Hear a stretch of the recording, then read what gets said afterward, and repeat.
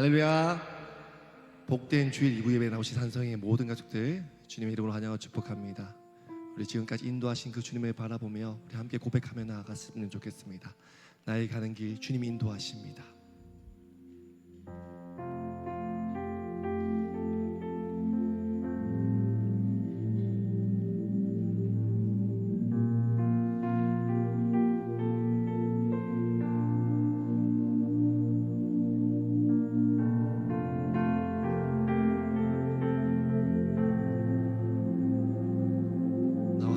하신 그 주님의 이름을 높이며 우리 함께 고백합시다. 나의 가는 길, 나의 가는 길 주님 인도하시네. 그는 보이지 않아도 날 위해 일하시네. 주 나의 인도자 항상 함께 사랑과 힘 베푸시고 인도하시네.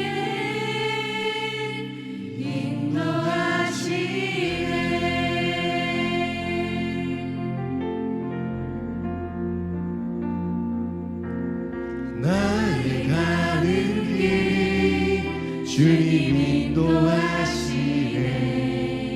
그는 보이지 않아도 날 위해 일하시네. 주 나의 인도자 항상 함께 하시네.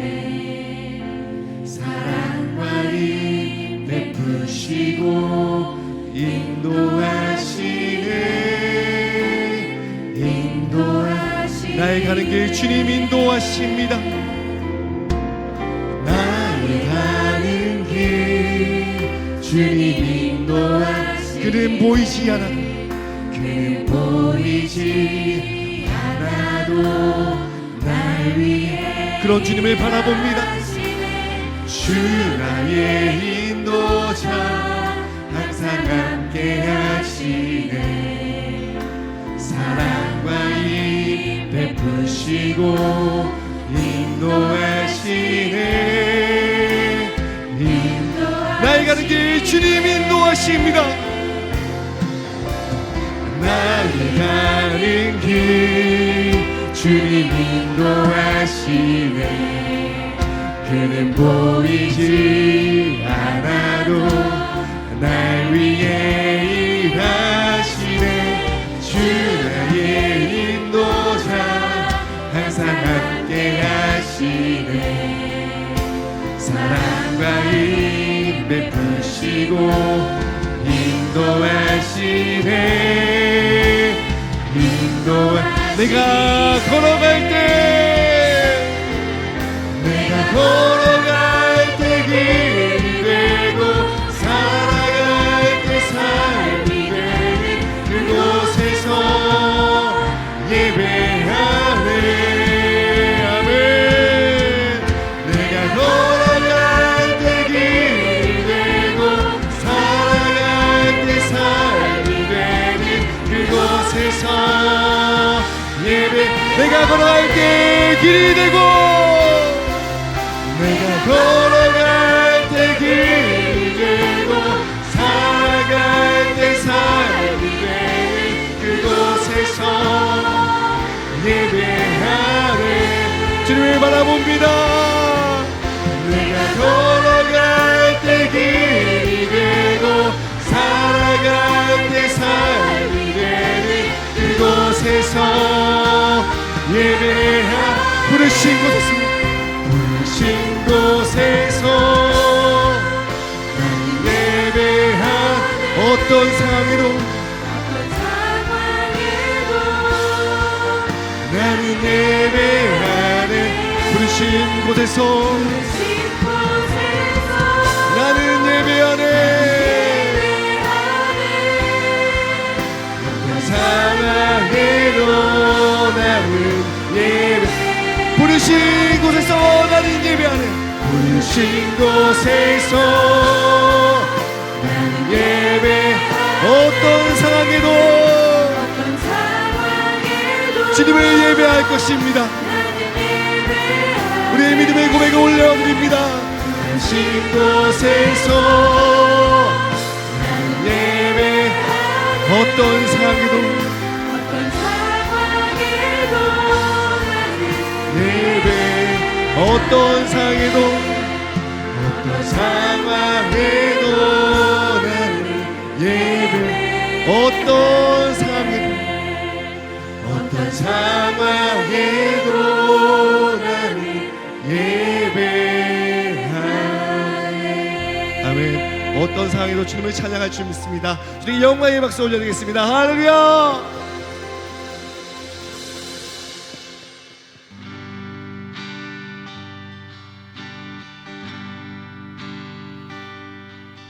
내 손을 주께 높이립니다. 내 찬양 받으신 주님 아멘. 내 맘을 주께 완전합니다. 내 찬양 받으신 내 손을 주께 높이 듭니다. 내 손을 주께 높이리. 내 찬양 받으실 주님, 내 찬양 받으실 내 맘을 주께 활짝 엽니다. 내 맘을 주께 활짝 엽니다. 내 찬양 받으실 슬픔 대신이라그 슬픔 대신이라그 제 대신 화가는 제 대신 화가는 그 신 대신 찬송의 옷을 주셨네. 찬송의 옷을 주셔 랄랄라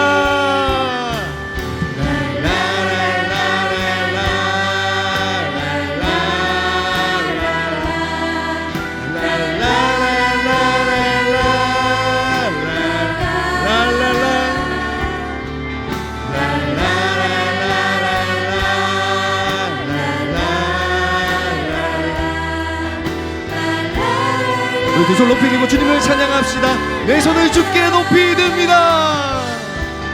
내 손을 주께 높이 내 찬양 받으실 주님, 내 찬양 받으실 그 주님만을 바라보며 나갑시다. 내 마음을 주께 활짝 엽니다. 내 찬양 우리 한 번 더 고백합시다. 내 손을 주께 높이 듭니다.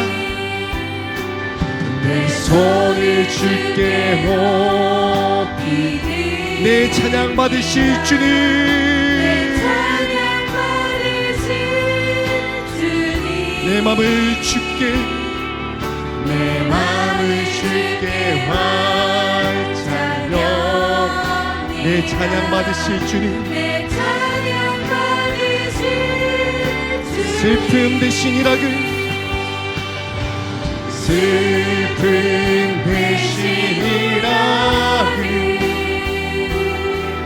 제 대신 화하는 그 신 대신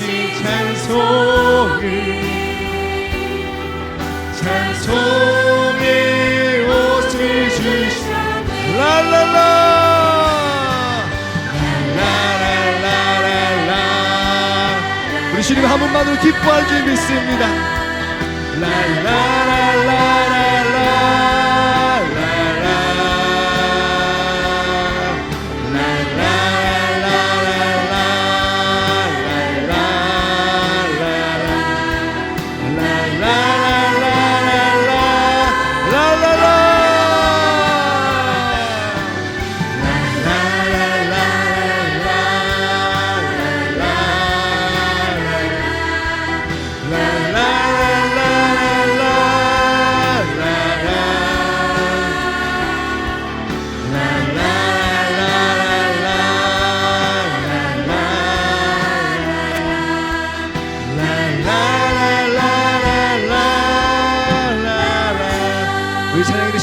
주님께 영광의 박수 올려드립시다. 할렐루야. 오늘 이곳 가운데 주님의 영광이 나타날 줄 믿습니다. 우리 함께 찬양합시다.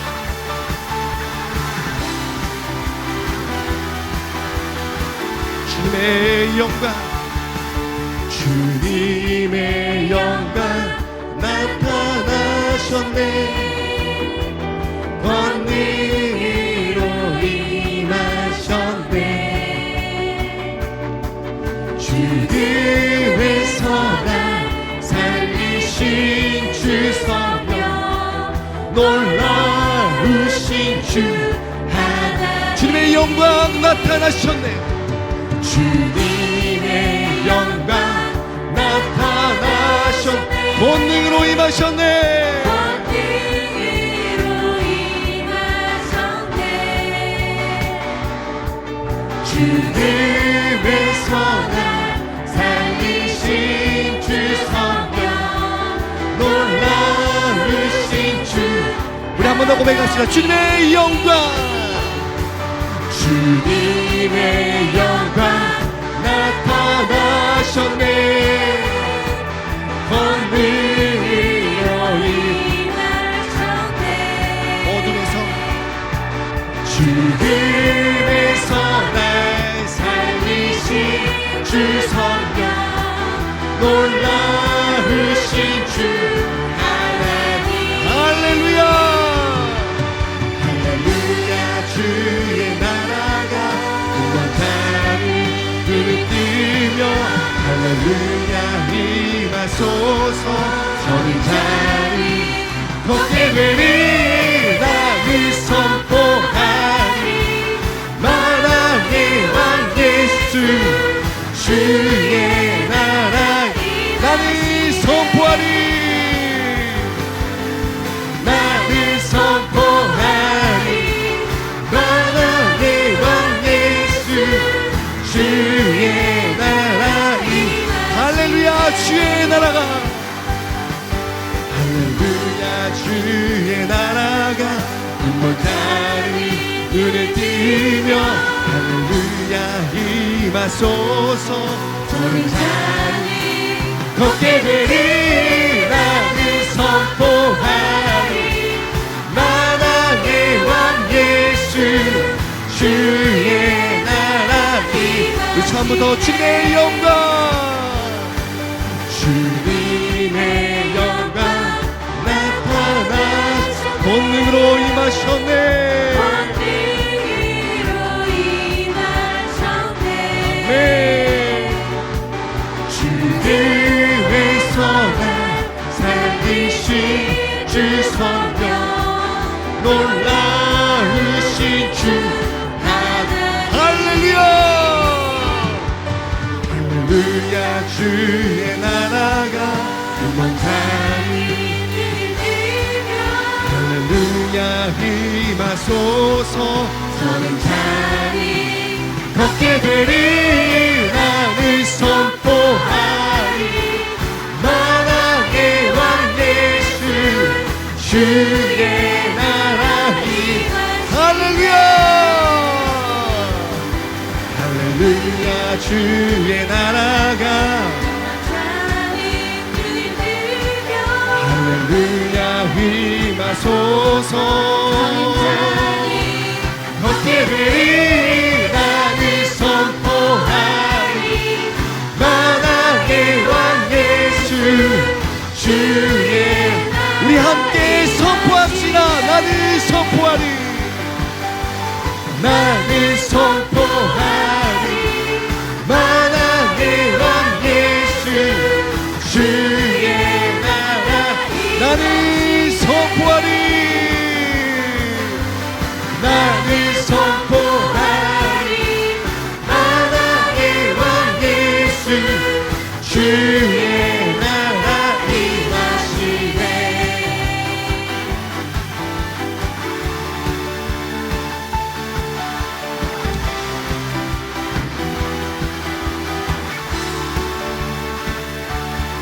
찬양받게 합당하신 그 주님께 영광의 박수 올려드립시다. 할렐루야.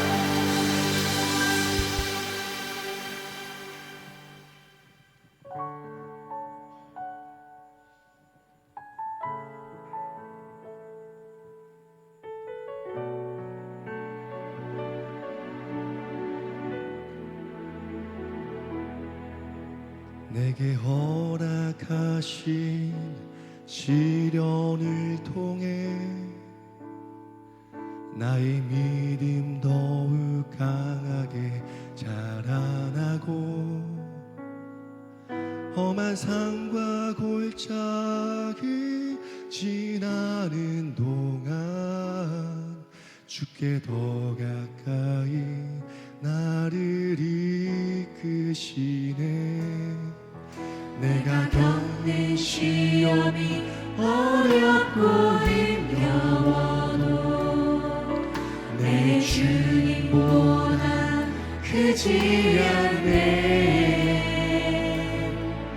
내 앞에 바다가 달라지지 않으면 주가 나로 바다 위 걷게 하리니 나는 믿네.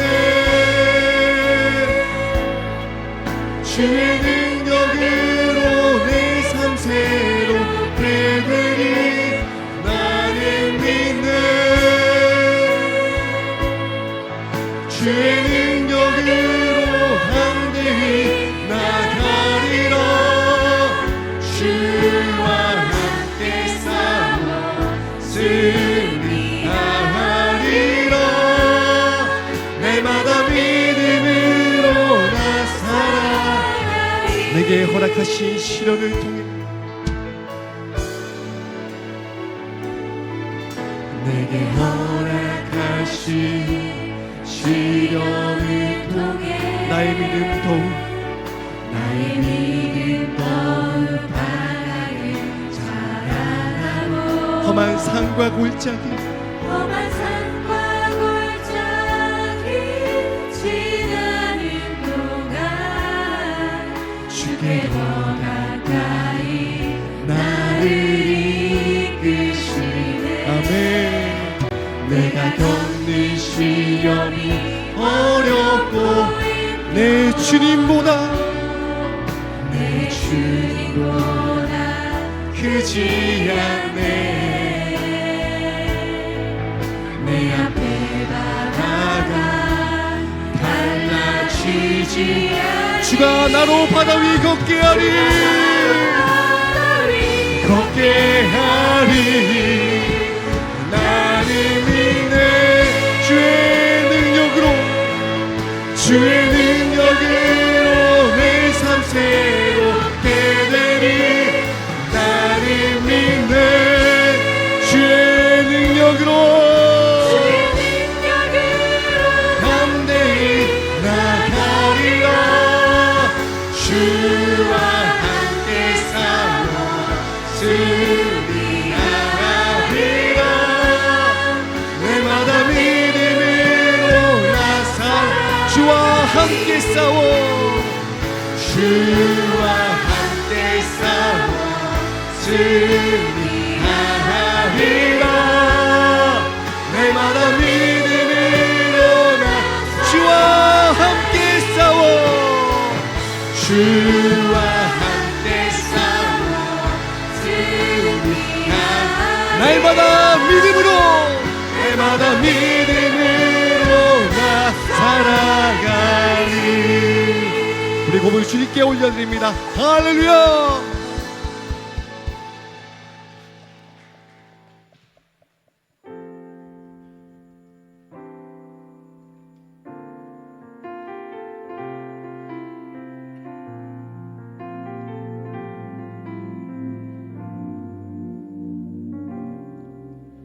우리 모두 예배하는 자 되어 온전히 영광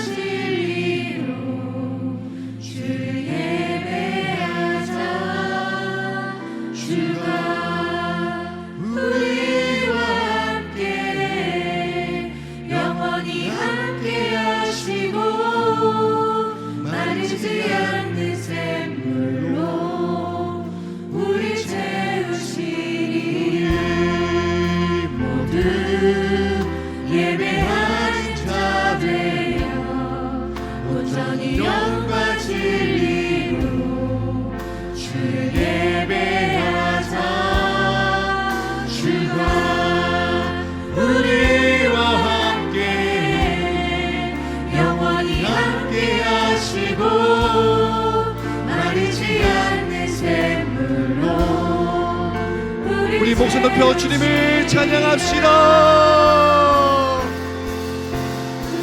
이 모든 예배하는 자들여 온전히 영과 진리로 주 예배하자.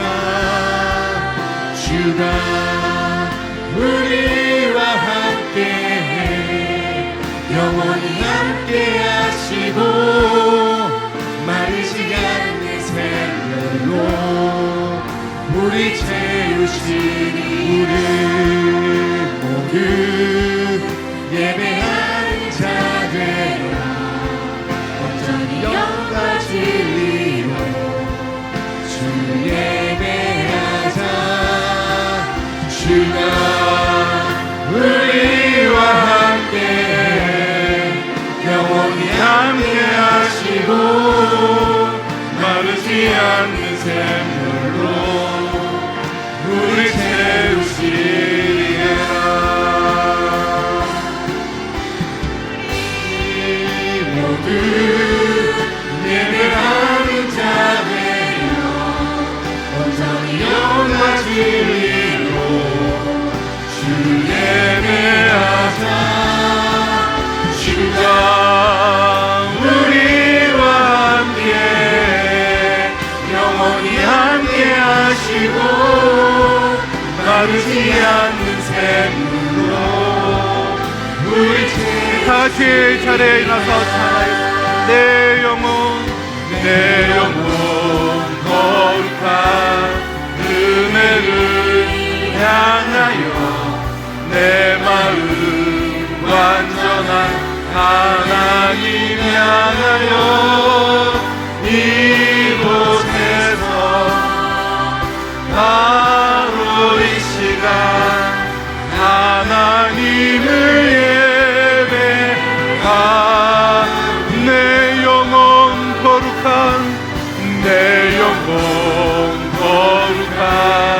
은혜를 향하여 내 마음 완전한 하나님 향하여 이곳에서 바로 이 시간 하나님을 예배합니다. 아버지께 참되고 예배하는 자들은 영과 진리로 예배할 때가 오나니 곧 이때라. 아버지께서는 자기에게 이렇게 예배하는 자들을 찾으시느니라. 하나님은 영이시니 예배하는 자가 영과 진리로 예배할지니라. 아멘. 나는 전능하신 아버지 하나님 천지의 창조주를 믿습니다. 나는 그의 유일하신 아들 우리 주 예수 그리스도를 믿습니다. 그는 성령으로 잉태되어 동정녀 마리아에게서 나시고 본디오 빌라도에게 고난을 받아 십자가에 못 박혀 죽으시고 장사된 지 사흘 만에 죽은 자 가운데서 다시 살아나셨으며 하늘에 오르시어 전능하신 아버지 하나님 우편에 앉아 계시다가 거기로부터 살아있는 자와 죽은 자를 심판하러 오십니다. 나는 성령을 믿으며 거룩한 공교회와 성도의 교제와 죄를 용서받는 것과 몸의 부활과 영생을 믿습니다. 아멘.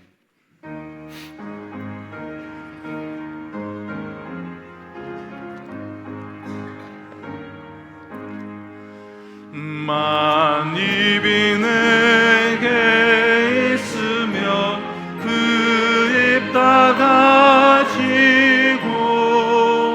내 구주 주시는 종을 늘 찬송하겠네.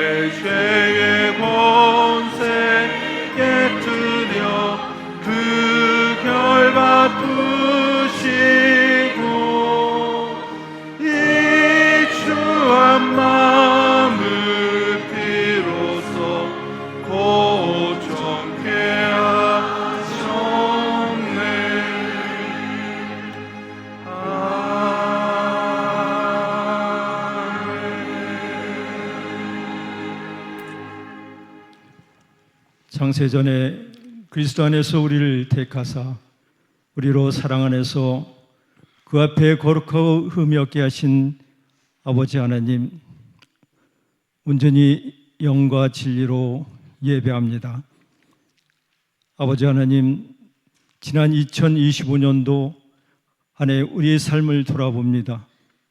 부족하고 연약한 불순종으로 하나님 뜻을 합당하지 못하여 육체의 마음이 원하는 것을 하였음을 회개하오니 용서하여 주시옵소서.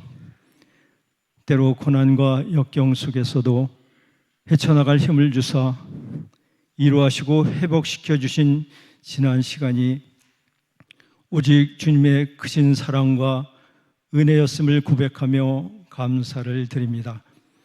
이제 2026년도 교회 사역을 계획하고 시작하며 신년 특별 새벽 말씀 사경회로 예수님을 만난 사람들을 통해 우리의 믿음을 점검하는 시간을 허락하시니 감사합니다. 하나님의 창조적 목적이 이끄시는 성령의 충만한 믿음을 확정함으로 선한 일을 위해 지으심받았음을 다시금 깨달아 오직 겸손한 마음으로 십자가 사랑 안에서 섬김과 서로 용납하기를 원합니다. 자비하신 아버지 하나님, 나라와 민족을 불쌍히 여겨 주시옵소서. 서로가 진영과 흑백 논리로 반목하는 가운데 삶이 비평으로 어려움에 직면하고 있음을 아시오니 세신 대통령과 유정자들이 하나님의 진리를 깨달아 오직 나라와 민족을 위한 정책들이 세워지게 하옵소서. 그리하여 나라가 안정됨으로 조속히 경제가 회복되어 어려움이 없게 하시며 하나님의 통치 안에 거하는 나라와 민족으로 삼아주시길 원합니다. 국률하신 아버지 하나님, 산성교회가 그리스도의 제자되어 세상을 변화시키는 생명 공동체로 세워지게 하옵소서.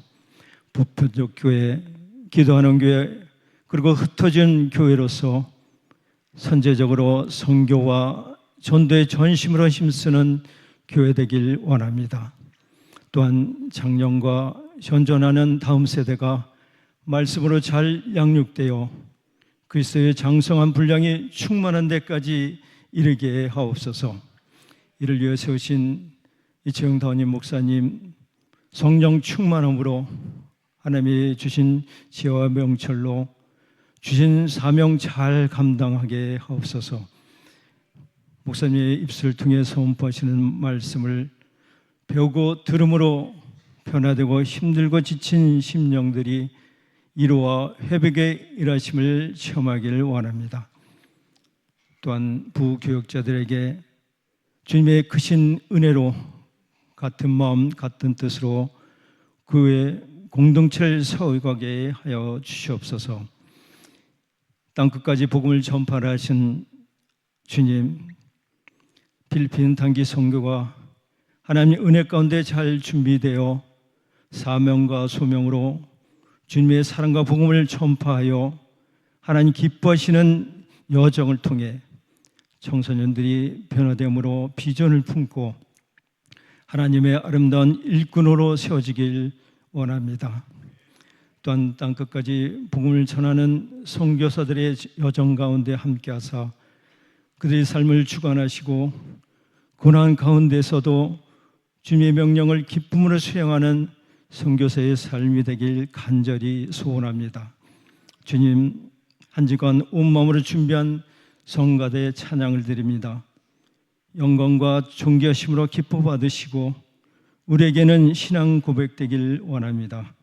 예배를 위해 준비한 봉사의 손길들과 재정과 주방 봉사의 수고를 기억하시어 하나님의 신령한 것과 땅에 기름진 것으로 복의 복을 더하여 주시옵소서.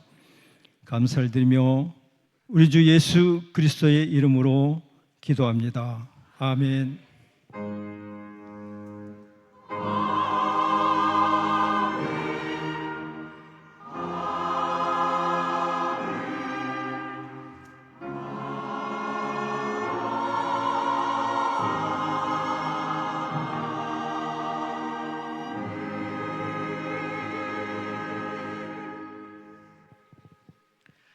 오늘 우리에게 주시는 하나님의 말씀은 사도행전 13장 1절에서 5절 말씀입니다. 사도행전 13장 1절에서 5절 말씀을 제가 봉독하도록 하겠습니다. 안디옥 교회에 선지자들과 교사들이 있으니 곧 바나바와 니게르라 하는 시므온과 구레네 사람 루기오와 분봉왕 헤롯의 젖동생 마나엔과 및 사울이라. 주를 섬겨 금식할 때에 성령이 이르시되 내가 불러 시키는 일을 위하여 바나바와 사울을 따로 세우라 하시니 이에 금식하며 기도하고 두 사람에게 안수하여 보내니라. 두 사람이 성령의 보내심을 받아 실루기아에 내려가 거기서 배 타고 구브로에 가서 살라미에 이르러 하나님의 말씀을 유대인의 여러 회당에서 전할세 요한을 수행원으로 두었더라. 아멘.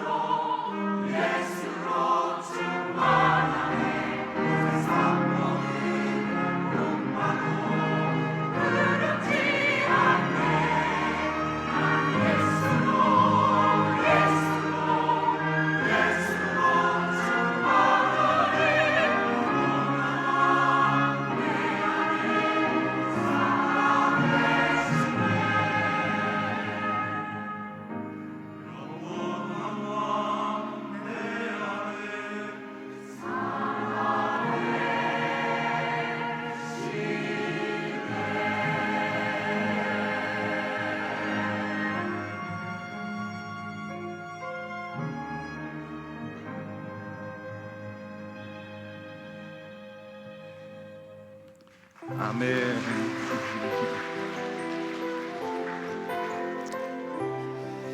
이 시간에 찬양의 우리의 고백과 함께 우리 주님의 손에 우리 봉헌하도록 하겠습니다. 먼저 그 나라와 그 일을 구하라.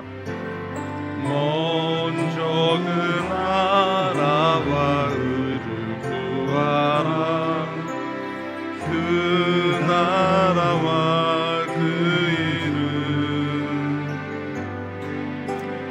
그리하면 이 모든 것을 너희에게 더하시리라.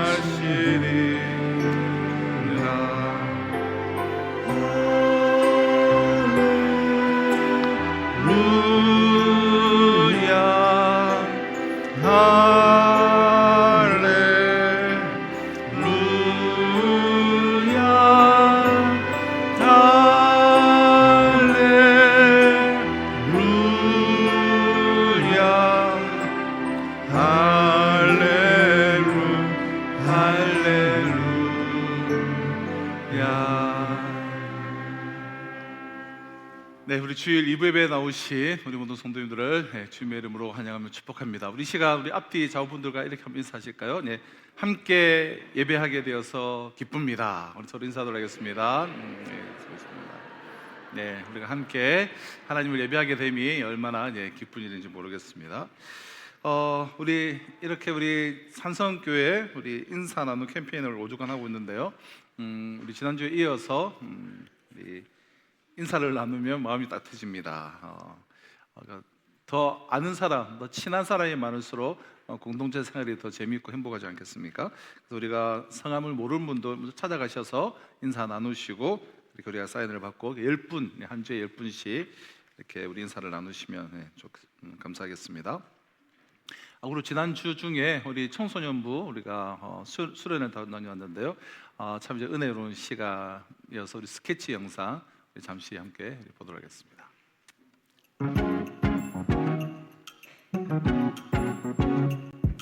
우리 서로 사랑하며 빛과 함께 걸어가는 것 하나님의 사랑이 가득해 우리 하나 되어 주를 기뻐하네.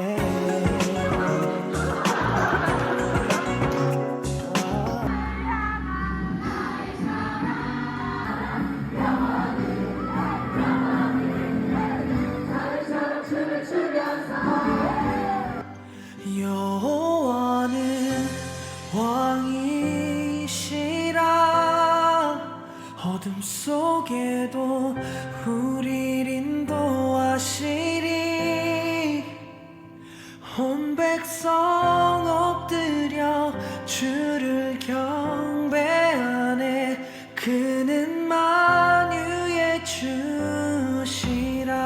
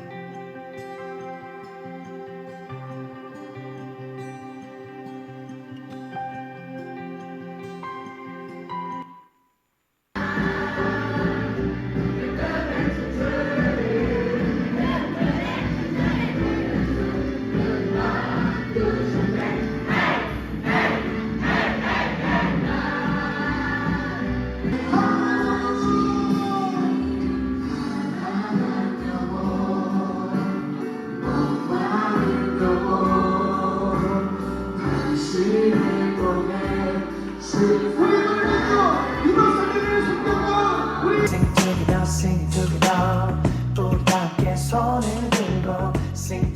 sing together. 우리 함께 주를 찬양해. Sing together, sing together. 우리 함께 손을 들고 우리 하나님, sing 우리 together, 청소년부 sing 한 사람 together. 한 사람 잊지 우리 아니하시고 함께 주를 찬양해. Sing together, sing together. 우리 함께 손을 들고 네, 제가 뭐 한 2분 정도로 만들어 달랬는데 어디 자를 데가 없었던 모양입니다. 네, 전체 스케줄 해줬는데 우리가 그냥 이렇게 뭐 뜨겁게 찬양하는 것뿐만 아니라 이제 간증을 또 이제 들어보니 너무 아이들 은혜를 많이 받았고 또 하나님이 어떤 새 일을 행하시는 그런 또 귀한 은혜의 출발점이 아니었나 생각이 되어서 오후 예배 시간에 우리 다음 차 학생들의 간증을 우리가 이제 좀 나누게 될 텐데요. 아마 이제 큰 깜짝 놀랄 은혜의 시간이 되지 않을까 싶습니다. 다 우리 오후 예배에 참석하셔서 청소년들이 정말 사라져가는 우리 노예만 하더라도 청소년부가 있는 교회들이 이제 전체 노예 중에 한 4교회밖에 없습니다. 예, 4교회밖에 없고 거의 다 청소년부가 없어요. 대부분이 다 사라져가는 이 시대 가운데 우리 청소년들이 은혜 받고 이렇게 나아갈 수 있는 것은 참 귀한 일인가 생각이 됩니다. 오후 예배 시간에 우리 간증 나누는 시간이 있겠습니다. 그리고 단기 선교 우리 다음 주에 우리 필리핀 단기 선교 우리 청소년들 중심으로 가게 되는데요. 우리 가는 선교사, 보내는 선교사. 매번 선교는 우리가 동일합니다. 우리가 선교비를 이제 내지만 그것은 이제 본인들의 그런 여러 가지 항공료와 거기서 생활하는 그런 재반 비용이 좀 부족해요. 항상 좀 우리 선교비로는 안 될 정도로 우리가 선교비를 받는데 그래서 좀 부족한 부분은 우리가 교회에서 이렇게 우리가 지원을 하고 그리고 실제로 가서 선교하는 것 그곳에서 우리가 구제를 하고 선교를 하고 교회를 세우는 그 모든 것들은 우리 보내는 선교사인 여러분들의 우리가 후원으로 그동안 항상 그렇게 진행을 해왔습니다.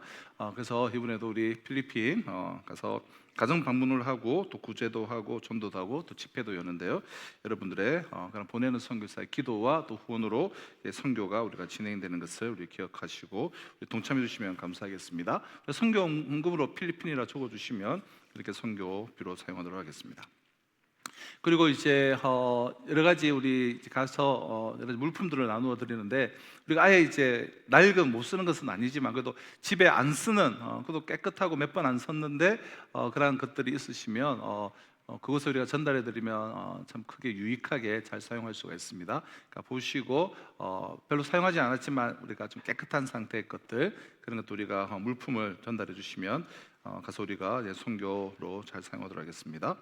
우리 이번 주 토요일 우리 대학 청년부 MT가 있고요. 우리 기도하는 엄마들, 엄마들 훈련 받지 않은 분들 신청하셔서 2월 1일부터 8일까지 6주간 올해 진행이 되겠습니다. 그리고 여름에 우리 일본 단기 선교가 있는데요. 우리가 기도 가운데 동참하기 원하시는 분들은 우리 교육자들에게 신청해 주시면 되겠습니다. 그리고 이번 주 우리 토요일에 우리 김경식 집사님, 이영선 집사님 가정에 우리 딸 다슬 자매 결혼 예식이 사진 없나요? 사진 사진 있을 텐데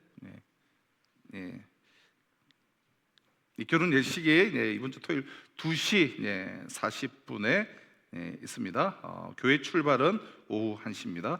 우리 성도님들 많은 또 우리 축하와 격려 부탁을 드립니다. 우리 지난주에 우리 등록하신 우리 사가족들이 계시는데요.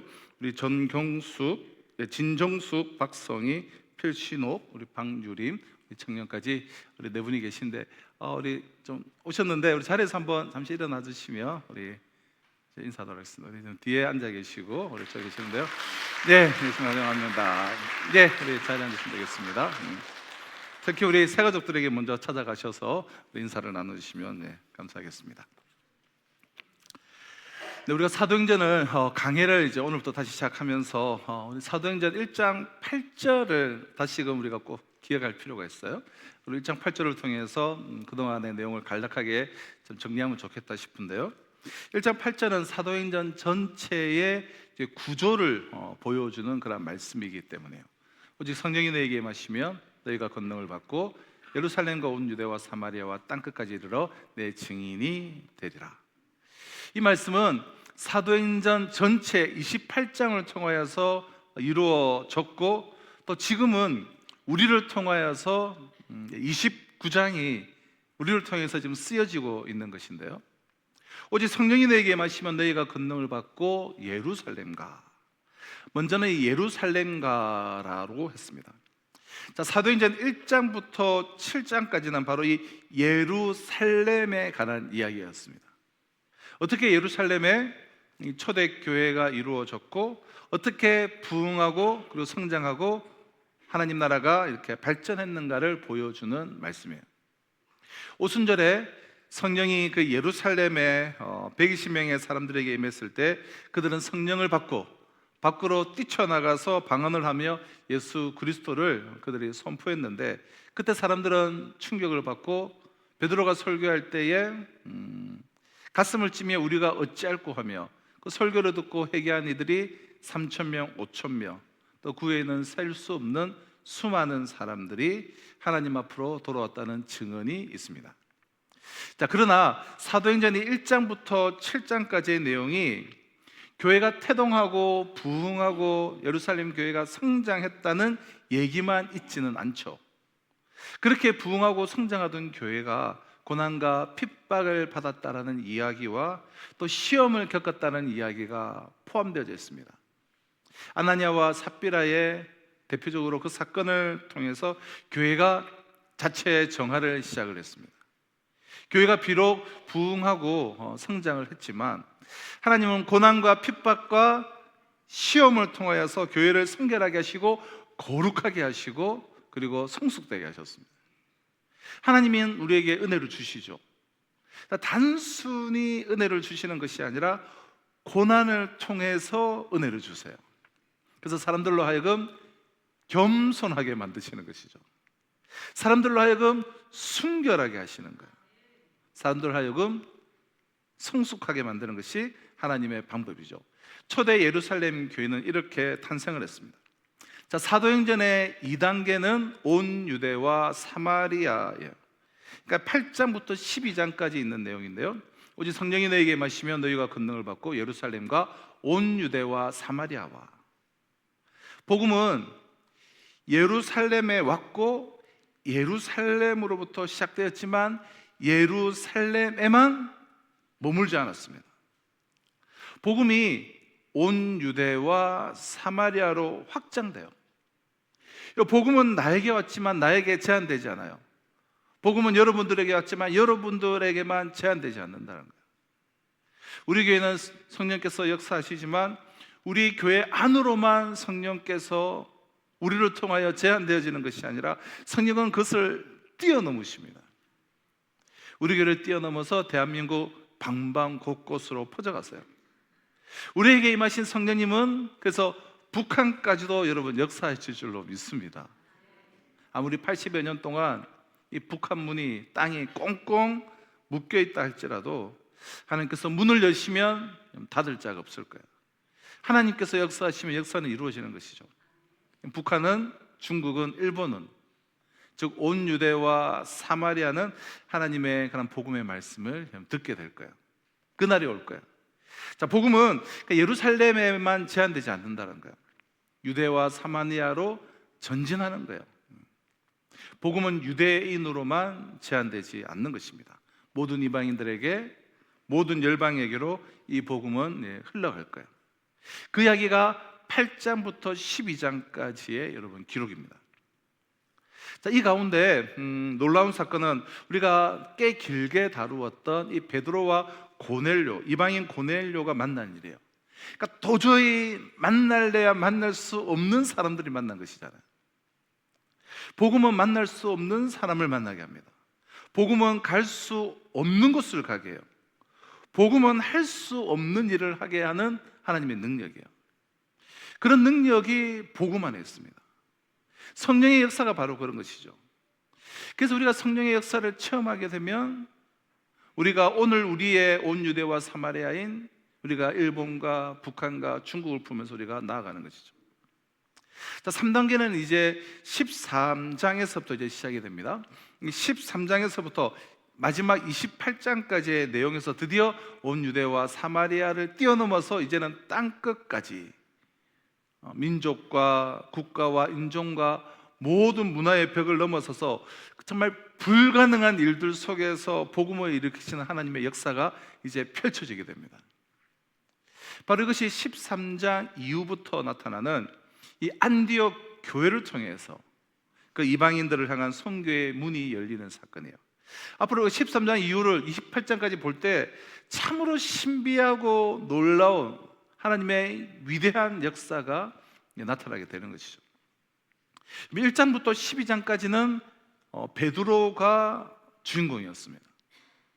베드로와 예루살렘 교회가 주역들이었어요. 그러나 13장 이후부터는 바울과 안디옥 교회가 주역으로 등장합니다. 이 안디옥 교회가 이제 등장하는 13장부터 땅끝까지 이 세계 선교의 문이 활짝 열리는 것이죠. 그럼 교회의 첫 출발은 예루살렘 교회라고 할 수 있습니다. 그러나 엄격하게 이야기하면 모든 교회들의 출발점은 안디옥 교회예요. 안디옥 교회가 되어야만 합니다. 그럼 다시 한번 강조하지만 이 3단계 땅끝까지의 선교가 시작되는 지점이 안디옥 교회이기 때문이에요. 안디옥 교회와 예루살렘 교회는 늘 이렇게 대조적인데요. 예루살렘 교회는 그 태생의 한계로 인하여서 그 유대주의적인 사상, 유대교의 전통에서 완전히 자유롭지는 못했습니다. 그러니까 인종과 문화의 장벽에 갇혀져 있어요. 그들 모두가 다 순수 유대인 출신들이었기에 그 장벽을 잘 넘지 못했어요. 누구보다도 예루살렘 교회의 지도자들인 사도들이 그랬잖아요.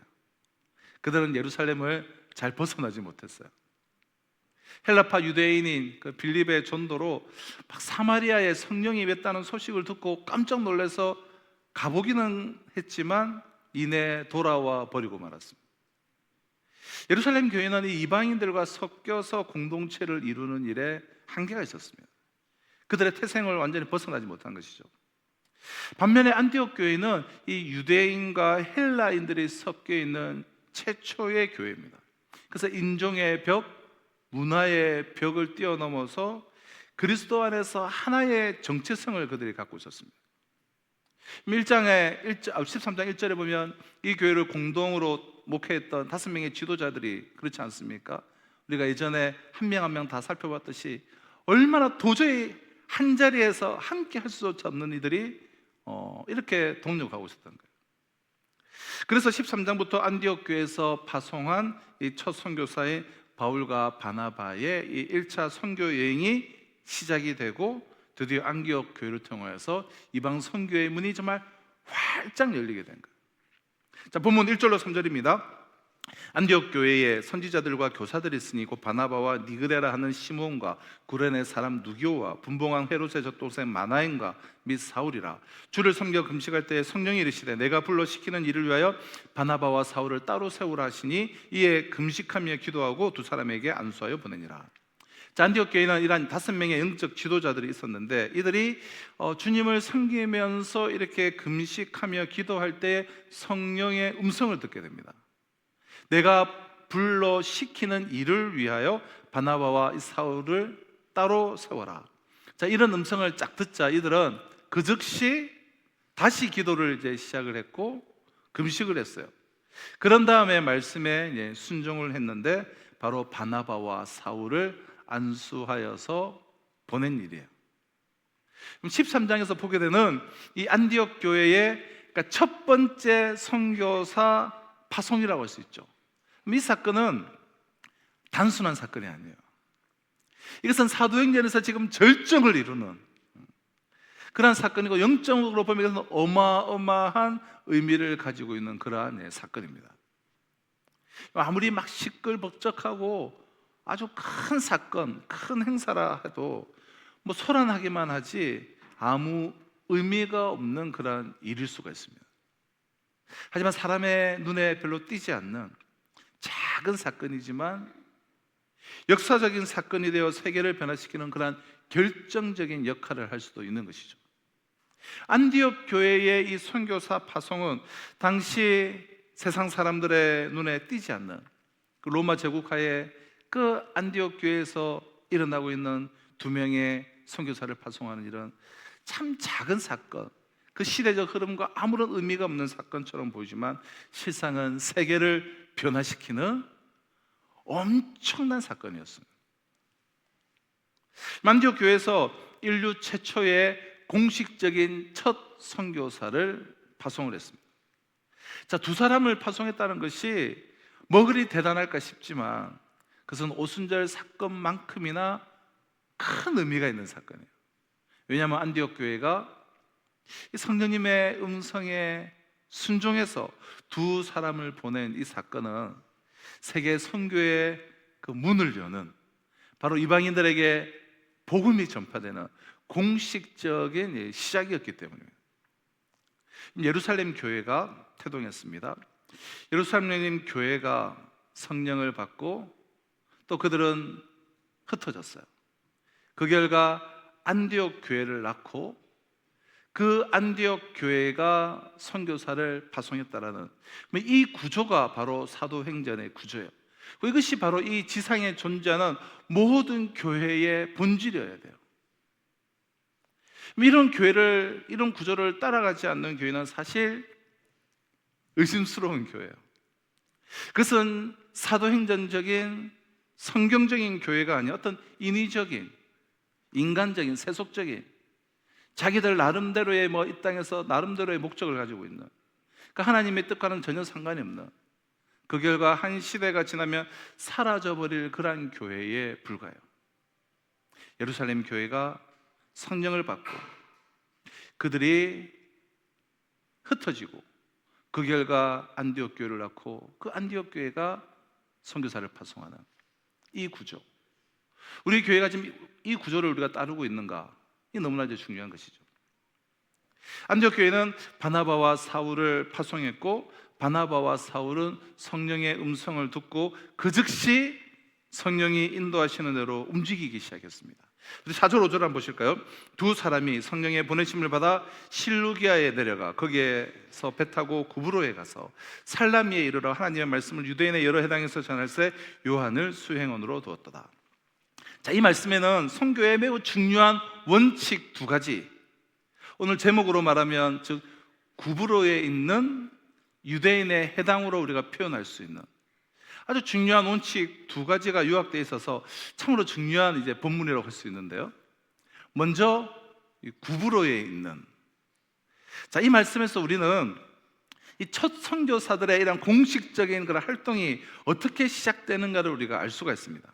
4절을 보면 바나바와 바울은 황제의 항구인 이 실루기아에서 그들의 첫 번째 목적지인 구브로로 향하는 배를 탔습니다. 자, 그런데 구브로는 사도행전 4장 36절에 의하면 바나바의 고향임을 알 수가 있어요. 그러니까 최초의 선교사들의 첫 번째 공식적인 선교 장소가 자신의 고향, 즉 바나바의 고향이었다는 거예요. 그럼 바나바가 다소는 바울의 고향이죠. 바나바가 다소에서 칩거 중이던 바울을 이 안디옥으로 데리고 와서 함께 이 5인이 공동 목회를 시작한 이래 오늘 본문에 이르기까지 성경이 이 두 사람을 지칭할 때는 언제나 바나바의 이름이 앞에 나옵니다. 항상 바나바의 이름을 바울보다 앞세워요. 서열을 중요시하는 이 유대인들에게 이것은 바나바의 서열이 바울보다 앞선다라는 의미예요. 그러므로 실루기아에서 이 구브로행 배에 오른 바나바와 바울, 그리고 바나바의 조카인 요한, 이 요한을 수행원으로 둔 이 선교팀의 리더는 바나바였습니다. 바울이 아니라 바나바였어요. 자, 그러나 바나바가 리더라고 해서 그들의 첫 번째 선교 대상지를 자기 임의로 자기 고향인 구브로로 정한 것은 아니었습니다. 오늘 본문 4절은 이렇게 증가하고 있죠. 두 사람이 성령의 보내심을 받아 구브로로 갔다. 바나바가 리더였던 그 전도팀은 성령님의 보내심을 받아서 구브로행 배를 탔어요. 그들의 첫 번째 전도지를 바나바의 고향인 이 구브로로 결정하신 분은 성령 하나님이셨다는 겁니다. 우리는 여기에서 하나님의 어떤 일관된 선교 원칙을 다시금 우리가 확인할 수 있는데요. 그럼 주님께서 승천을 하시기 전 제자들에게 땅끝까지 이르러 내 증인이 되어 달라고 명령을 하셨죠. 그렇다고 해서 주님께서 제자들을 처음부터 그냥 땅끝으로 보내신 것은 아니었습니다. 부활하신 주님께서는 요한복음을 보면 먼저 제자들을 갈릴리로 부르신 다음 그들로 하여금 갈릴리에서부터 주님의 증인된 삶을 다시 시작하도록 그렇게 하셨어요. 갈릴리는 제자들의 고향이었습니다. 또한 다메섹 도상에서 바울을 부르신 주님께서는 바울이 그 즉각 막 전도자로 살려고 하는 것을 허락하지 않았어요. 주님께서는 바울을 무려 13년 동안이나 이 다소에서 칩거하게 하신 다음에 이 안디옥 교회로 보내셨습니다. 다소는 바울의 고향이죠. 그럼 주님께서는 이 당신의 생명과 사랑을 이 세상으로 흘려보내는 도구로 지금 바나바와 바울을 선택을 하셨습니다. 그들을 가장 먼저 구브로로 보내셨습니다. 구브로는 말씀드린 것처럼 그 전도팀의 리더였던 바나바의 고향이에요. 예수님도 마찬가지예요. 예수님께서는 구원자, 즉 그리스도라는 것은 구원자라는 뜻이죠. 구원자, 즉 그리스도로서의 공생애를 갈릴리에서부터 시작하셨습니다. 예수님께서 태어나신 곳은 베들레헴이지만 그는 로마 황제의 그 칙령 때문에 이렇게 호적하기 위해서 베들레헴을 갔다가 그래서 태어나신 것이고, 엄밀한 의미에서 예수님의 고향은 어린 시절부터 쭉 살아온 갈릴리였습니다. 이런 의미에서 예수님 역시 당신의 고향에서부터 이 그리스도의 사역을 시작하신 것입니다. 자, 이것이 하나님의 일관된 원칙이에요.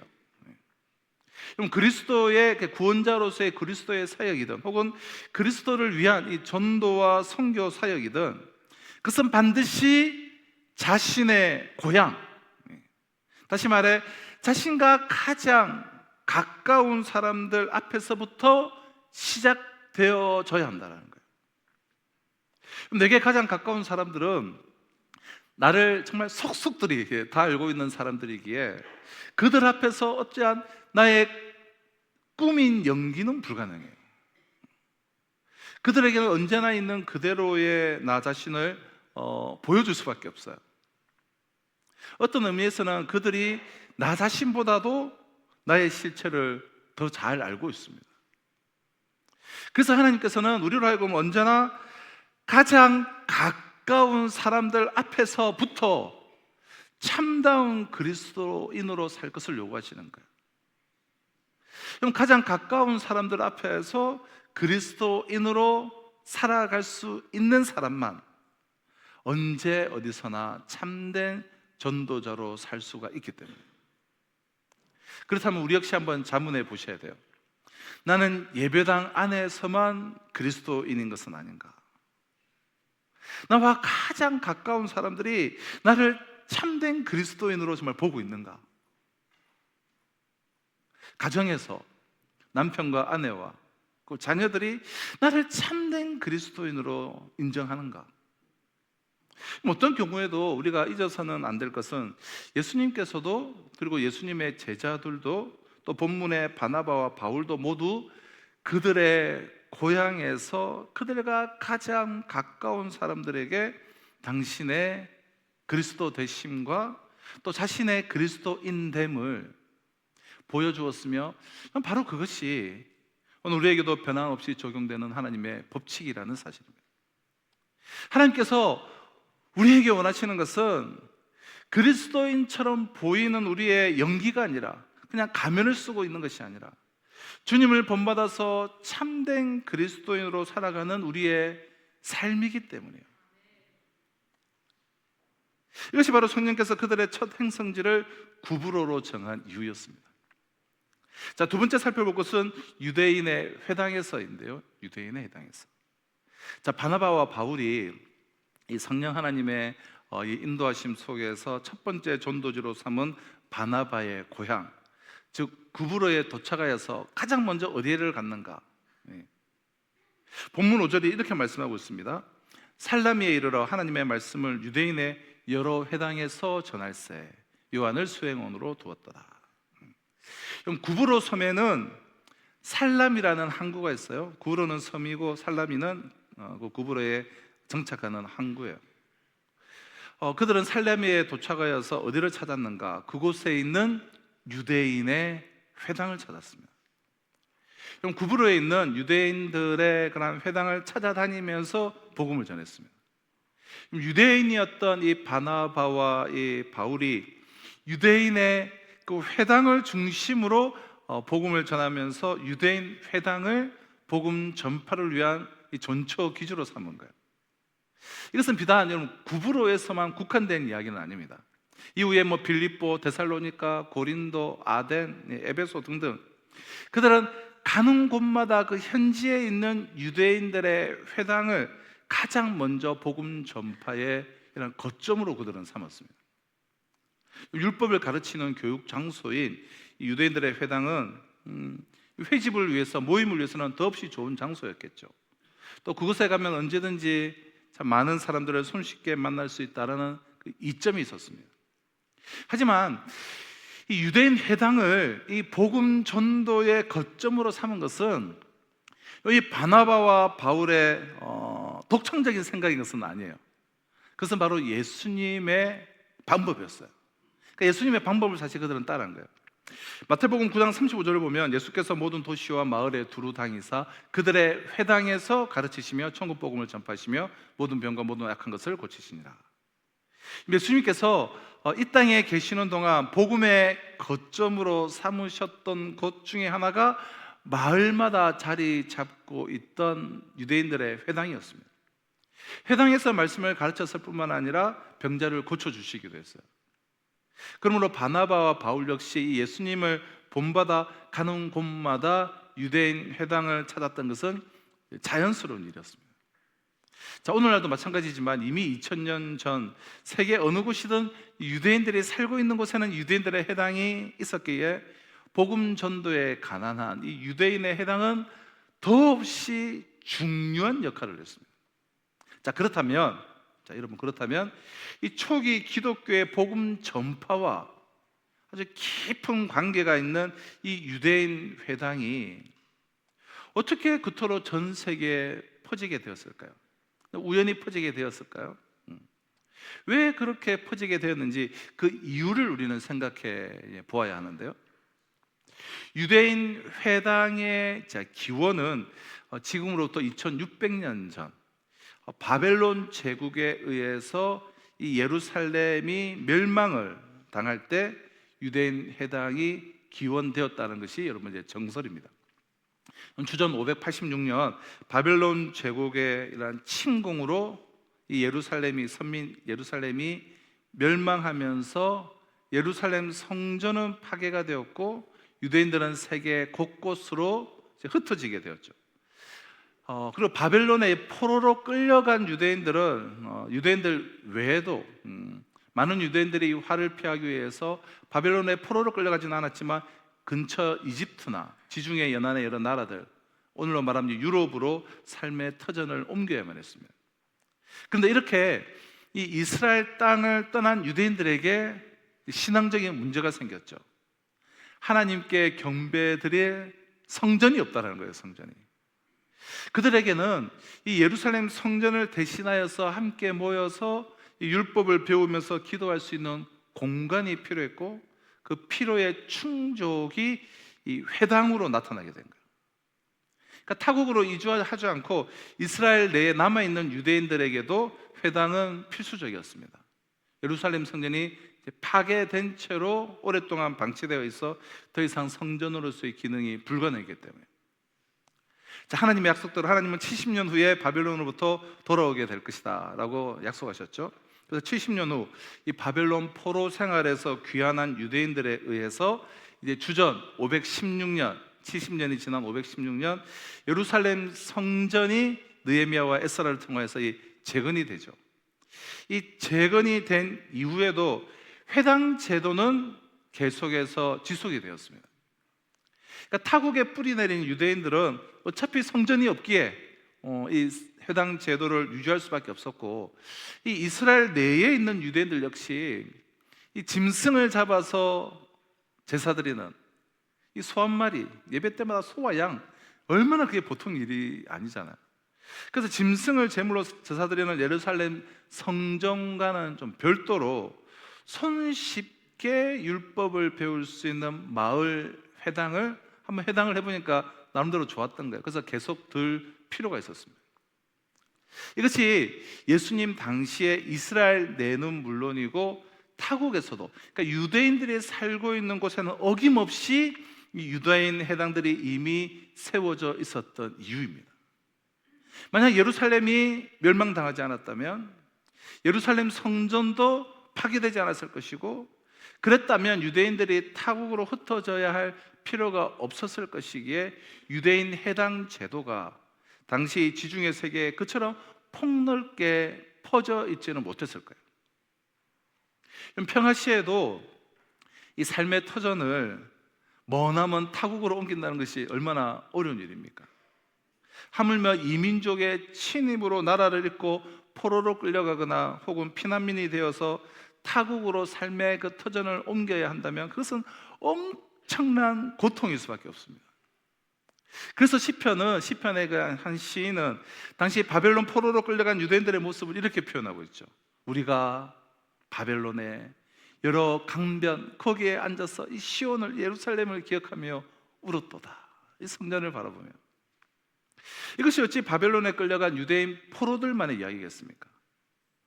나라가 망한 이 망국의 한을 품고 세계 각처로 흩어져야만 했던 모든 유대인들의 삶이 예외가 없이 고달픈 눈물의 연속이 아니었겠습니까?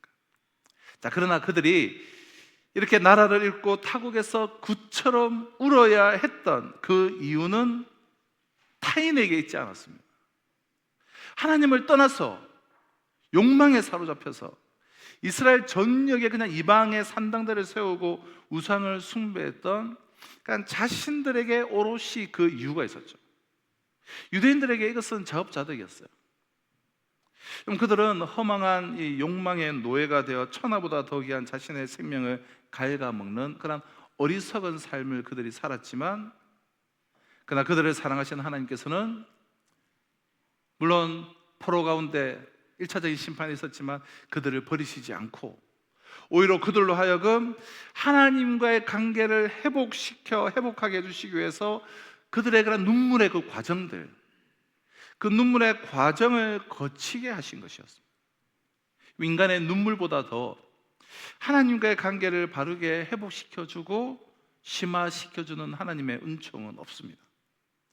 그래서 놀라운 사실은 유대인들의 그 눈물의 그 과정을 통해서 지중해 세계 도처에 머지않아 이 복음 전도의 이 거점으로 사용하게 될 유대인 회당이 세워지게 된 거예요. 그럼 참으로 신비스러운 하나님의 섭리와 역사가 아닐 수가 없습니다. 그럼 나라 잃은 유대인들이 삶의 터전을 잃고 그 타국으로 막 뿔뿔이 흩어져서 눈물로 밤을 지새울 때에 비록 그것이 그들의 죄의 결과였다 할지라도 하나님께서는 그때에도 그들을 통해서 당신의 뜻을 이루고 계셨던 거예요. 하나님께서 그들을 도구로 삼아서 이 복음 전도에 없어서는 안 될 해당의 터를 닦으시고 세우신 것입니다.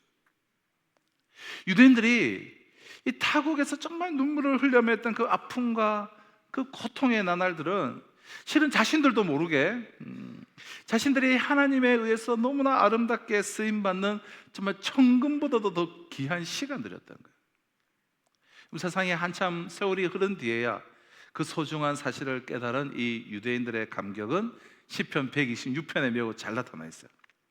여호와께서 시온의 포로를 돌려보내실 때, 자신들을 돌려보내실 때 우리는 꿈꾸는 것 같았도다. 그때 우리 입에는 웃음이 가득하고 우리 혀에는 찬양이 찼었도다. 그때 문나라 가운데서 말하기를 여호와께서 그들을 위하여 큰 일을 행하셨다 하였도다. 여호와께서 우리를 위하여 큰 일을 행하셨으니 우리는 기쁘도다. 여호와여 우리의 포로를 남방 시내들같이 돌려보내소서. 눈물을 흘리며 씨를 뿌리는 자는 기쁨으로 거두리로다. 울며 씨를 뿌리러 나가는 자는 반드시 기쁨으로 그 곡식단을 가지고 돌아오리로다. 저는 종종 예배당에 눈물이 차야 예배당이 채워진다, 그런 말씀을 드리고 나는데요, 정말 예배당에 우리가 앉아 있는 그 자리에 자리마다 우리의 눈물이 채워져야 참 예배당의 그 빈자리들이 영혼으로 채워지게 된다는 거예요. 그럼 하나님으로 인해 정말 하나님 앞에서 흘리는 그 인간의 그 눈물은 이 세상 그 어떤 보석보다도 값지기 때문이에요.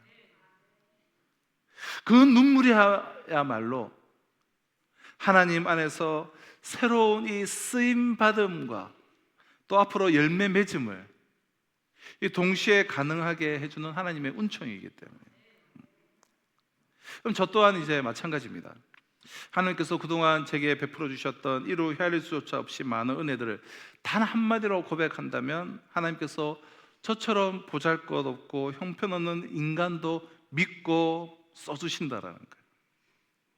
자신들의 죄악과 그리고 그 욕망으로 인해서 바벨론의 침공을 받고 또 멸망하고, 그래서 성전은 파괴가 되어 정말 눈물을 흘리고 그 눈물로 인해 회당이 생기게 되어 훗날 복음 전도의 이 전초 기지로 정말 놀랍게 쓰임을 받은 것처럼 저의 부족하고 연약한 모습 그대로 저를 써주신다는 거예요. 하찮은 인간이 거룩하신 하나님의 도구로 쓰임 받는다는 것보다 더 큰 감격과 이런 기쁨이 어디에 또 있겠습니까? 더욱더 감사하지 않을 수 없는 것은 죄악과 욕망의 노예였던 나 중심이 이 예수 그리스도 안에서 정말 하나님을 향할 때 하나님께서 현재의 저 자신을 쓰시는 것뿐만 아니라 제가 하나님께 등을 돌리고 살았던 그 바벨론 포로 세월처럼 그렇게 등을 돌리고 살았던 과거의 시간들마저 이 회당처럼, 회당에서 눈물을 흘린 눈물처럼 예수 그리스도 안에서 전혀 새로운 가치와 의미로 되살아나게 해 주셨다라는 거예요. 그럼 참으로 길고도 긴, 내가 나 자신에게 정말 실망하는 그러한 어둠의 세월이 있었습니다. 피하고 싶은 고통스러운 순간도 있었고 눈물을 흘리지 않을 수 없을 정도의 절망의 시간들도 있었어요. 그러니까 그 어떤 의미나 가치를 부여할 수 없는 그러한 날들이, 허망한 날들이 많았어요. 2만 민족의 이 포로로 정말 비참한 삶을 살아가면서 그 비참함과 그 고난의 시절을 눈물로 지새웠던 것처럼 정말 기억에서조차 지우고 싶었던 그 시간들, 무가치하고 무의미하고 어둡기만 했던 과거의 경험과 눈물과 그 아픔은 그러나 세월이 지난 지금 예수 그리스도 안에서 모두 오늘의 저를 있게 해준 자양분으로 축적되어 있는 거예요. 회당이 생기게 됐다는 거예요. 예수 그리스도 밖에서는 여러분 절대로 불가능한 일이지만 예수 그리스도 안에서 하나님에 의해 어둡고 고통스러웠던 그 과거의 모든 의미와 가치가 포로기의 해당이, 그 해당에서 흘린 눈물이 복음의 전초 기지가 된 것처럼 모든 것들이 새롭게 회복되고 오히려 승화가 되었다는 거예요. 그럼 생각해 보면 우리 주님의 삶 또한 이와 같습니다. 2000년 전 갈릴리의 그 빈민으로 이 땅에 오셔서 회당에서 천국 복음을 가르치시며 병자들을 고쳐주시던 예수님께서는 일평생 편안가는 거리가 먼 그 바벨론의 포로 생활과는 비교가 되지 않는 더 고달픈 삶을 사셨습니다. 생의 마지막 순간에는 그 겟세마네 동산에서 심히 고민하고 슬퍼하며 땀에 피가 배어나기까지 처절하게 기도하셨지만 인간의 죄를 대속하기 위한 그 하나님의 섭리를 이루시려 끝내 십자가에 못 박혀 돌아가셔야만 했습니다. 십자가의 죽음이야말로 실패 중에 실패지 않겠습니까? 그보다 더 처참한 실패가 어디에 있겠습니까? 이 땅에서 우리 주님의 삶은 고달팠고 또 고독했고 고통과 눈물로 점철되었습니다. 하지만 십자가에서 돌아가셨던 우리 주님은 하나님에 의해서 죽음을 깨트리고 영원하신 부활하신 구세주가 되셨습니다. 예수님의 그 중심이 오직 하나님만을 향하고 있을 때 예수님의 그 모든 고난과 고통과 눈물과 그리고 그 죽음마저 하나님에 의해 부활의 토대로 승화가 된 거예요. 우리는 여기서 매우 중요한 깨달음을 하나 얻을 수가 있어요. 우리의 중심이 여러분 하나님을 향할 때 하나님께서 무의미하고 어두웠던 우리 과거의 그 의미와 그 가치마저 이렇게 회복시켜 주신다면, 우리의 중심이 지금 하나님을 향하고 있는 오늘의 의미와 가치는 어제보다 훨씬 더 값질 수밖에 없다라는 거예요. 지금 온 중심을 다해서 우리가 하나님을 향하고 있는 우리의 오늘은 하나님께서 당신의 뜻을 위해 정말 친히 사용하시는 하나님의 시간들로 지금 엮여지고 있을 것입니다. 사랑하는 성도 여러분, 유대인 회당의 기원은 천하 태평 시절에 있지 않습니다. 그들의 제약으로 인해서 이 바벨론 제국에 의해 예루살렘이 멸망하고 예루살렘 성전이 파괴되고 수많은 유대인들이 예루살렘 포로로 끌려가거나 외국으로 뿔뿔이 흩어지던 그 눈물과 고통과 좌절과 절망의 시기에 이 지중해 세계 도처의 유대인들에 의해서 회당이 세워지기 시작했습니다. 나라를 잃고 타국으로 흩어진 유대인들의 삶은 고달팠고 고통스러웠고 눈물겹기만 했습니다. 그러나 비록 그것이 그들의 죄의 결과였다고 할지라도 하나님께서는 그 과정을 통해서 그들로 하여금 머지않아 복음 전도에 이 정말 전초 기주로 사용될 회당을 세계 도처에 세우게 하신 것입니다. 그러므로 유대인들이 정말 이 만국의 한을 품고 눈물 흘려야만 했던 그 고통과 그 절망의 그 나날들은 실은 자신들도 모르게 자신들이 하나님에 의해서 정말 아름답게 쓰임받는 정말 천군과 같은 그런 시간이었던 것입니다. 오늘 바나바와 바울은 그들의 첫 번째 전도지였던 이 구브로에 있는 이 유대인의 이 회당을 주님의 사랑과 생명을 이 세상으로 흘려보내는 첫 번째 통로로 삼았습니다. 유대인의 이 회당이야말로 인간의 모든 고통과 그리고 눈물이 예수 그리스도 안에서 하나님에 의해 반드시 새로운 의미와 가치로 회복되고 승화되어진다는 명확한 증표이기 때문에, 사랑하는 성도 여러분, 우리가 삶을 살아가다 보면 고달픈 순간들이 있습니다. 고통의 시간도 또 눈물의 시간도 죽음과 같은 절망의 세월도 있을 수 있습니다. 그러나 그 어떤 상황 속에서든 예수 그리스도 안에서 정말 온 마음을 다해 그리스도인으로서 오늘 뿌려야 할 진리와 생명의 씨를 먼저는 우리의 구부로에, 즉 가정과 일터에, 이 세상에 눈물을 흘리면서도 우리는 뿌려야 할 것입니다. 그때 정말 추하고 그 어두웠던 우리의 과거가 죽음을 깨트리고 부활하신 예수 그리스도 안에서 새로운 의미와 새로운 가치로 여러분 승화가 될 것이며, 우리의 모든 눈물과 모든 고통은 예수 그리스도 안에서 아름다운 진리와 생명의 통로로, 생명의 열매로 결실되게 될 것입니다. 이러한 우리의 삶 자체가 예수 그리스도 안에서 하나님의 사랑을 정말 세상으로 흘려보내는 이 시대의 회당으로 사용되어지게 될 것입니다. 기도하시겠습니다. 주님, 참 구브로에 있는, 먼저 우리 가장 가까이 있는 사랑하는 나의 가족들과 가장 가까이 있는 이들에게 나의 고향에서 먼저 내가 참된 그리스도인으로 인정받게 하여 주시옵소서. 유대인의 회당에서 과거의 나의 실패의 결과요, 고통 가운데 눈물을 흘렸던 그 결과로 회당이 세워져서 정말 이 시대의 복음의 놀라운 전초기지로 쓰임받았다면, 아버지 하나님, 우리의 지나간 그 모든 삶은 하나님께서 이후 행하실 놀라운 그 회당이 될 것이며, 하물며 오늘 내가 그러한 눈물의 씨를 뿌리는 자라고 한다면 더 놀랍게 하나님께서 우리의 인생을 들어 사용하실 줄로 믿습니다. 그렇게 귀하게 쓰임받는 복된 하나님의 사람들로 우리를 삼아 주시옵소서. 예수님의 이름으로 기도합나이다. 아멘. 자, 오늘 주신 약속의 말씀을 우리 가슴에 새기며 우리 함께 찬양하며 나도록 하겠습니다. 우리 결단하는 마음으로, 우리 기도하는 마음으로, 하나님 은혜를 구하는 마음으로 우리 찬양합니다. 무명이어도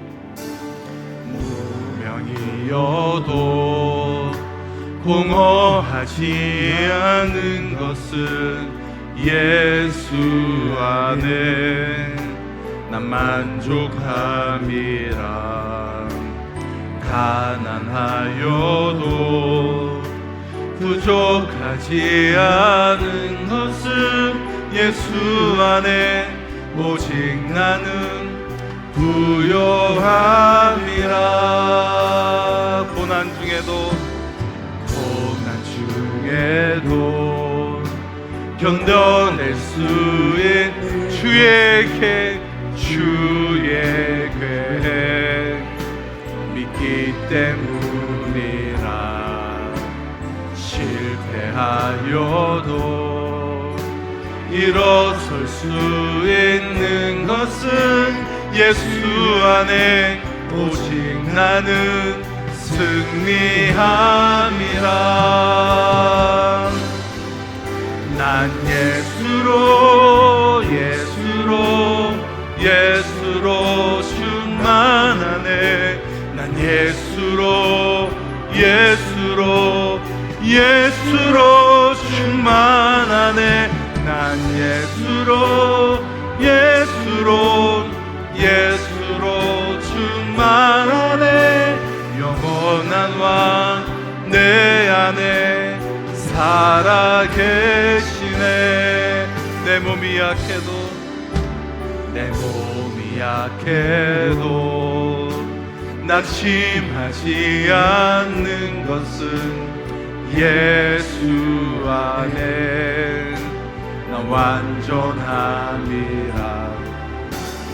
화려한 세상 부럽지 않은 것은 난 예수로 다 같이 자리에 일어나서 찬양하겠습니다. 난 예수로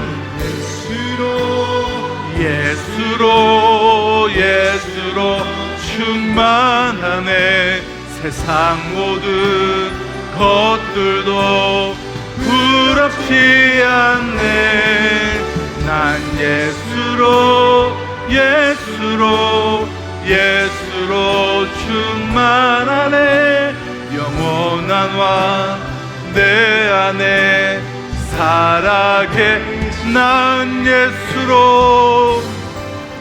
난 예수로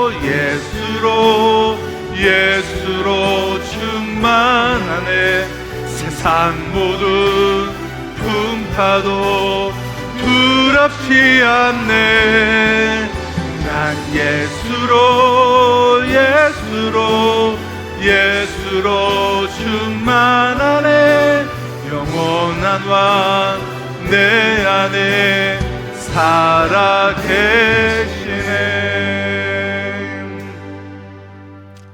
사랑과 은혜와 자비가 풍성하신 하나님 아버지, 이 시간 나는 죽고 내 안에 그리스도 예수로 충만한 진정한 예배를 경험한 우리 귀한 성도들, 이 예배를 주님께서 기뻐 받아 주신 줄로 믿습니다. 또한 귀한 예배를 봉헌하여 드리는 우리 성도들의 그 손길을 기억하여 주셔서 이 시대에 정말 복의 근원, 축복의 통로로 풍성하게 쓰임받을 수 있도록 주님 은혜 내려 주시옵소서. 연약한 성도들 회복시켜 주시고 충만케 하여 주시옵소서. 나의 모든 과거의 그런 눈물이 하나님의 그런 역사로 나타날 수 있도록 하나님의 놀라운 계획이 그런 고난 중에서도 발견되어 줄 수 있도록 주님 역사하여 주시옵소서. 오늘도 참 귀한 선교의 사명을 감당하는 선교사님들과 이 지역사에서 함께 하나님의 나라를 꿈꾸는 모든 교회들 가운데도 갑절에 은혜 위에 은혜를 부어주셨기를 간절히 바라옵고 소원하며, 지금 우리 주 예수 그리스도의 은혜와 하나님의 사랑과 성령의 역사 교통하심이 먼저는 구부로로 가서 사랑하는 나의 가족들과 나의 고향과 나의 이웃의 가운데서 내가 진정한 그리스도임이 나타난 후 온 회당을 통하여서 과거의 눈물의 현장이었고 과거의 고통의 현장이었으나 그것이 놀라운 복음 전도의 현장으로 참 뒤바뀌어진 그 하나님의 놀라운 계획하심을 신뢰하며 예배당을 나서기를 소망하는 우리 성도들과 이번 한 주간의 삶 가운데 지금으로부터 영원토록 항상 함께 있을지어다. 아멘.